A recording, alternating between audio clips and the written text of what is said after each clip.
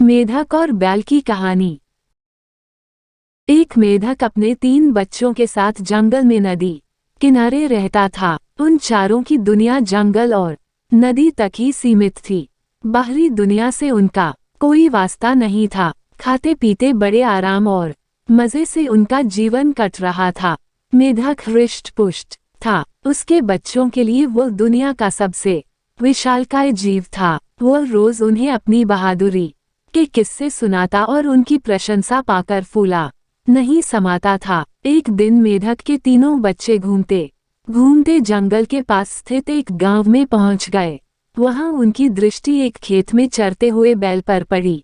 इतना विशालकाय जीव उन्होंने पहले कभी नहीं देखा था। वे कुछ डरे, किंतु उसकी विशालकाया को देखते रहे। तभी बैल ने हुंकार भरी और मेढक के तीनों बच्चे डर के मारे उल्टे पांव भागते हुए अपने घर आ गए। बच्चों को डरा हुआ देखकर जब मेढक ने कारण पूछा तो उन्होंने विस्तारपूर्वक बैल के बारे में बता दिया। इतना बड़ा जीव हमने आज से पहले कभी नहीं देखा।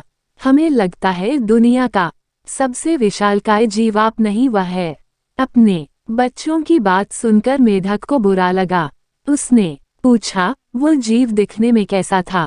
उसके 4 बड़े बड़े पैर थे, एक लंबी सी पूंछ थी, 2 नुकीले सींग थे। शरीर तो इतना बड़ा कि आपका शरीर उसके सामने कुछ भी नहीं।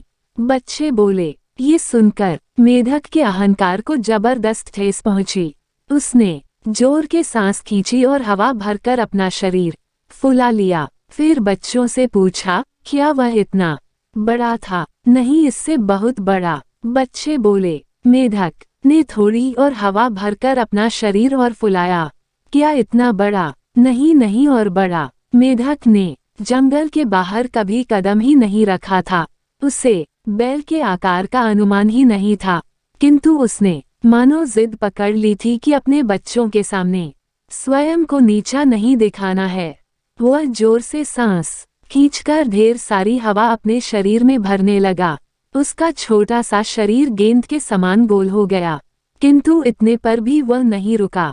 उसका शरीर में हवा भरना जारी रहा। उसने इतनी सारी हवा अपने शरीर में भर ली कि उसका शरीर वह संभाल नहीं पाया और फट गया। अपने अहंकार में मेढक के प्राण पखेरु उड़ गए। सीख, अहंकार पतन का कारण है।